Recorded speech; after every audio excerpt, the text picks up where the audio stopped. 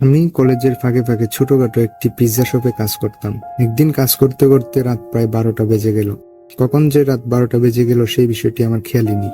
আমি কাজগুলো তাড়াতাড়ি শেষ করে দোকান থেকে বের হয়ে যাব, তখনই পিৎজা শপের ফোনে একটি কল চলে আসে। আমি ফোনটি রিসিভ করলাম। কেউ একজন অপর পাশ থেকে ঠান্ডা গলায় কিছু পিৎজা অর্ডার দিতেছিল। আমি অর্ডারটি নিতে চাইছিলাম না, কারণ আমাদের পিৎজা শপ তখন প্রায় বন্ধ করার সময় হয়ে গেছিল। কিন্তু যখনই উনি 4টি বড় সাইজের পিৎজা অর্ডার করলো, তখন আর মানা করতে পারলাম না। আর এত রাতে পিৎজা গুলো ডেলিভারি করব, ওইখান থেকে কিছু টাকা টিপসও আমি পেয়ে যাব।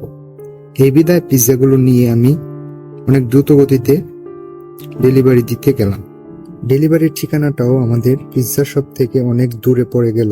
এক কথা শহরের বাইরে বললেই চলে। অনেক রাত হয়ে গেল, মনের মধ্যে অনেক ভয়ও কাজ করতেছে, কারণ রাস্তাঘাট কেমন যেন থমথমে হয়ে আছে। চারিদিকে শূন্য, আশেপাশে তেমন কাউকে দেখতেছিও না। চারিদিকে অনেক জঙ্গল, এর মধ্যে না আছে কোনো দোকান, না আছে কোনো ল্যাম্প। চারিদিকে শুধু অন্ধকার আর অন্ধকার। অনেকটা রাস্তা পাড়ি দিয়ে অবশেষে ডেলিভারির ঠিকানায় চলেই আসলাম।